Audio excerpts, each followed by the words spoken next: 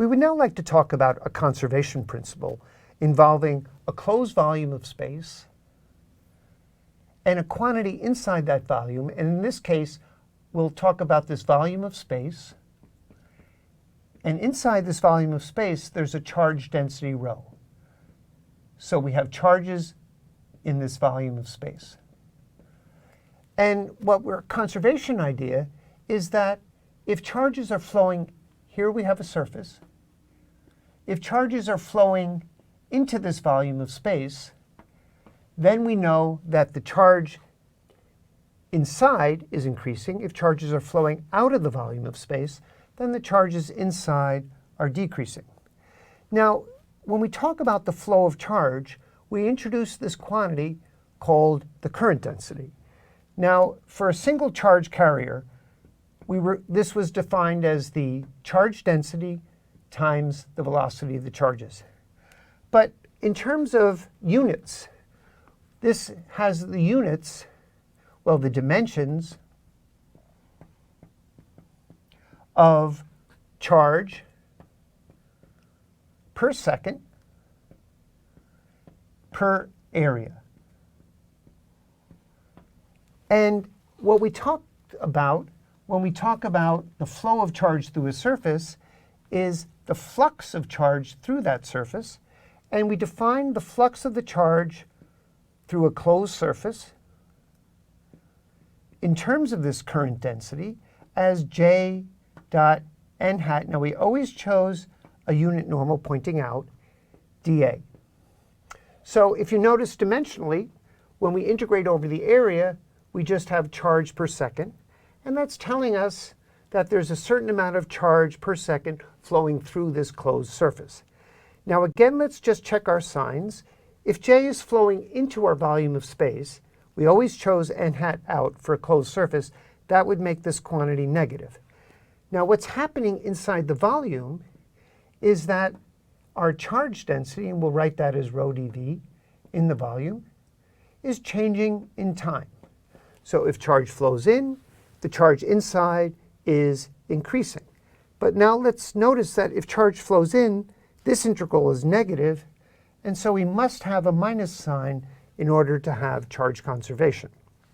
So again, if charge flows in, this quantity is negative, the charge inside is increasing, so the time derivative will be positive, the extra minus sign makes it work.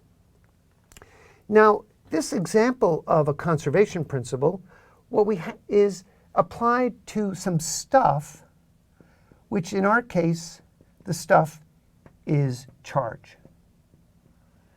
And we turn that into a vector for the current density, but what we're talking about is stuff per second per area. Now, the stuff could be anything. It could be volume of water flowing into a volume, so we have, or mass of water. But what we'd like to look at is a case where the stuff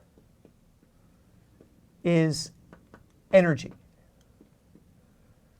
And what we'd like to do is define a similar idea that in our closed, let's draw another just volume of space. And what we want to talk about is how the energy inside this space is possibly changing if we have a flow of energy into the space. So this is a little subtler than just simply charge conservation, and we'll just motivate it now what the ideas are, but it goes like this. So if we have in our closed surface a flow of energy in, what we need here, and I'm just going to do dimensions first. I'm going to talk about energy per second per area, stuff per second per area, and we'll just call that a vector. Because we're looking at how much is actually flowing into the surface, dA. And this represents the flow of energy into the surface. Remember, when you integrate out energy, areas divide, and we just have, this is the power in, if you like to think of it, as the rate that energy is flowing into the surface. Now, for a conservation principle, we have to account for all the ways that energy can change inside that surface. Well, there are, first off, inside our surface, and we'll draw another little picture here. Suppose we'll start with electric and magnetic fields, where we have an energy density associated with an electric field and an energy density associated with the magnetic field. So it's certainly the case that if energy is flowing into this region of space, it may be that the fields are storing more energy. Now we're still going to have the same minus sign, so we expect a term of minus d by dt over the volume of space of the energy stored in the electric field plus the energy stored in the magnetic field dV. This represents, if this was the only case of how energy changed, we would say if energy flows into the system, this quantity would be negative, and the energy stored in the fields would be increasing, so the derivative would be positive, but the extra minus sign makes it work. But there's another way that energy can be stored into the fields. There can be work done on charges. Now what we're going to say here is, again, suppose we have a little volume dq of charge.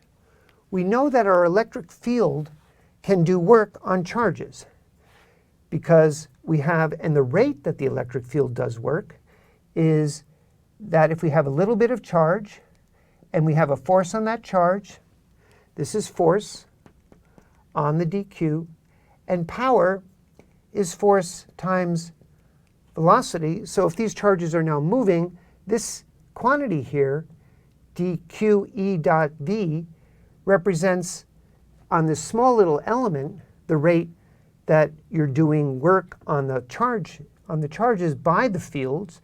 And so if we integrate that, then this quantity here is the rate dw dt of doing work on the charges. Now, this is another way that energy can change inside our system. And just to see how we can write this is that our charge dq is rho dv. And so we can rewrite this term as rho v dot e times dv. And the rho v is just j. So I didn't write this term down right away because it's a little bit not clear where it comes from. And so the rate of doing work on charges is the current density dotted into the electric field integrated over the volume. Let's look at that again. We have a little dq. There's a force on that from the electric field, dqe. Power is dot v. Force power is always F dot v. But because we're integrating over the whole volume, we have to integrate this over the volume. And so we get rho v dot e, and that's j dot e. Now again, if energy is flowing in and there's no energy changed in the fields, then we'd expect another term here, which is j dot e dv.